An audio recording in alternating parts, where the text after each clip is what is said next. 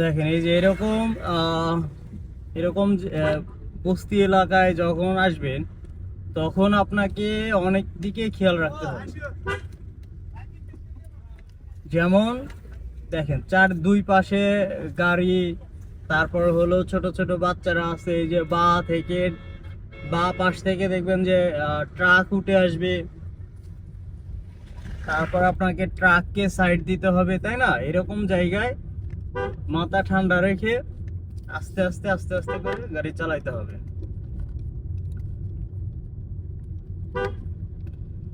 তারপরে আপনার এই যে সামনে একটা মোড় আছে, এরকম মোড় পাইলে আপনি কিভাবে গাড়িটাকে ঘুরাবেন, তাই না? আপনাকে কিভাবে গাড়ি ঘুরাইতে হবে। তো যদিও এই মোড়টা হলো বেশ কয়েক দিকে ভাগ করা, ঠিক আছে, এটা আপনাকে ডিরেক্টলি ডান দিকেই যেতে হবে। আপনি ইন্ডিকেটর দেবেন, ইন্ডিকেটর দিয়ে আপনাকে স্লোলি, এই যে রানিং এ যে গাড়িগুলো আছে এগুলাকে সবার আগে আপনাকে প্রায়োরিটি দিতে হবে। ওরা ঢুকে যাবে, তারপরে আপনি আস্তে আস্তে আস্তে আস্তে বাঁ দিকে যাবেন।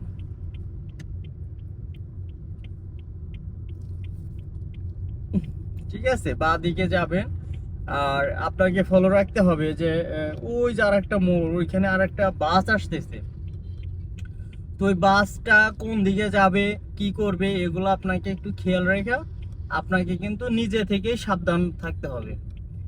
আপনি মনে করবেন যে না, আমি যেদিকে যাচ্ছি যাই, অন্যজন আপনাকে ফলো আপ রাখবে না, অন্য কেউ আপনাকে সুযোগ দেবে না আর ফলোও করবে না।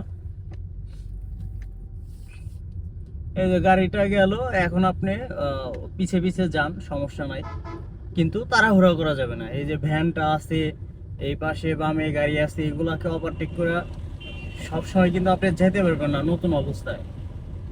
যখন আপনি পুরান হয়ে যাবেন তখন এগুলো সমস্যা নাই। যে আমি সামনে বা দিকে যাব, সো আমাকে 100-200 মিটার আগে থেকে আমাকে ইন্ডিকেটর দিয়ে রাখতে হবে যে আমি আসলে কোন দিকে যাব। আর এই যে এখানে কিন্তু মোটর, এই জায়গায় দেখেন কত গাড়ি, কত বাস, সো এগুলা মাথায় রেখা ভয় না পায়, ঠিক আছে, আপনি আপনার লাইনে থাইকে আস্তে করে, এই যে যখনই আমার বডি ঢুকে যাবে এরপর আমি আস্তে আস্তে আস্তে আস্তে করে উপরের দিকে উঠবো, ডানের দিকে উঠলাম। এই যে এই রিক্সাটা আসতেছে, ওই যে ওই রিক্সাটা আসতেছে, এরপরে কিন্তু ফাঁকা।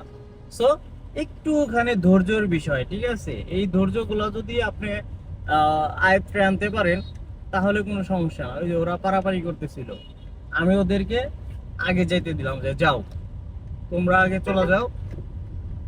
আর এইদিকে তো ওই যে এর আগে তো বললাম যে এই পাশে হলো আপনার ড্রেনের কাজ করতেছে।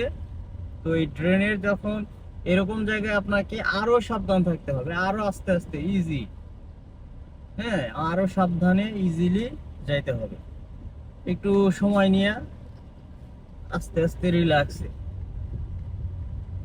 যাতে যেন আপনার গাড়ির কাদা বা ক্ষতি না হয়, অন্য কারো যেন ক্ষতি না হয়।